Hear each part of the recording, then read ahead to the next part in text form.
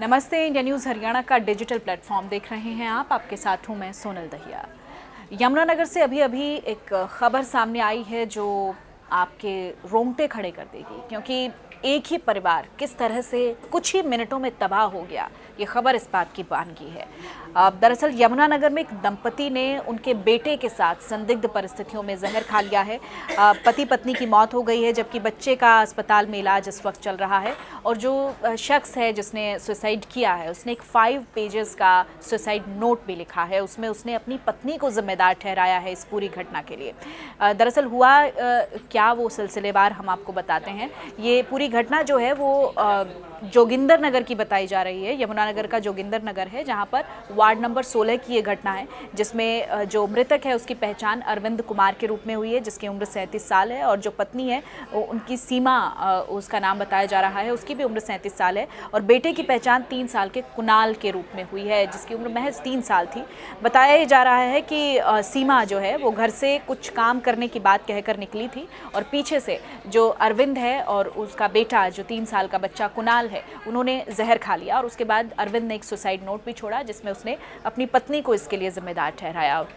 उसने कहा कि जो उसकी पत्नी है वो किसी बहाने से किसी शख्स से मिलने के लिए जो है गई है। और सुसाइड नोट में साफ तौर पर कहा गया है कि जो उनकी व्हाट्सएप चैट है, जो इंस्टाग्राम की प्रोफाइल है, या फिर उनकी जो कॉल लॉग्स हैं वो चेक किए जाएं, क्योंकि एक्स्ट्रा मैरिटल अफेयर का ये मामला बताया जा रहा है कि वो किसी शख्स के संपर्क में है, वो अब मुझे पसंद नहीं करती, मुझे छोड़ना चाहती है। और ऐसे में इसी चीज़ से आहत होकर वो अपने बेटे के साथ उसने जहर निगल लिया।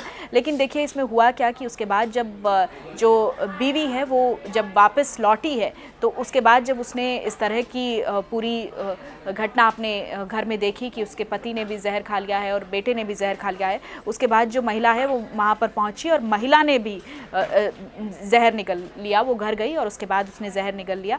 परिवार के लोग सिविल अस्पताल लेकर भी पहुँचे, जहाँ पर उनकी मौत हो गई है। बताया जा रहा है कि फ़ोन पर बातचीत किसी शख्स के साथ वो महिला करती थी, सीमा नाम की महिला, जिसको लेकर उनका झगड़ा आपस में रहता था कि जो पति है उसकी तरफ से आपत्ति होती थी।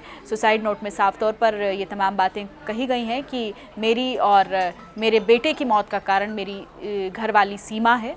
उसके कॉल, व्हाट्सएप चैटिंग, इंस्टाग्राम की सारी कॉल पुलिस निकलवाए।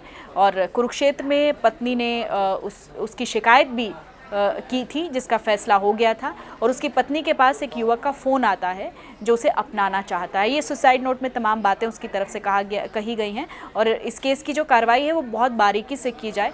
पत्नी बार बार कहती है कि तू मर जा, तेरा एक्सीडेंट हो जाए, इस तरह की बातें पत्नी की तरफ से कही जाती है। और उसी से आहत होकर मैं तड़प तड़प कर मर रहा हूँ। और दोनों ही लोगों पर आरोप लगाया गया है, क्योंकि एक शख्स का नाम भी इसमें शामिल है और पत्नी पर भी आरोप पति की तरफ से लगाए जा रहे हैं कि दोनों को सज़ा होनी चाहिए, कड़ी सज़ा होनी चाहिए, क्योंकि वही लोग हैं जो हमें यहाँ तक लेकर आए हैं। हालांकि इस पूरे मामले में इन्वेस्टिगेशन चल रही है, लेकिन बहुत सनसनीखेज मामला अपने आप में है। आप देख सकते हैं कि कैसे एक दंपति और 3 साल का बेटा, जो एक हंसता खेलता परिवार जो है वो इस दुनिया में नहीं है, उसके कारण क्या रहे, हालांकि इसमें इन्वेस्टिगेशन हो रही है। लेकिन जो सुसाइड नोट हैं वो तमाम बड़े सवाल भी खड़े कर रहे हैं कि इस पूरे मामले की जो बैकग्राउंड है वो बहुत पुरानी है, क्योंकि किसी एक्स्ट्रा मैरिटल अफेयर का इसमें जो इन्वॉल्वमेंट है वो नज़र आ रहा है।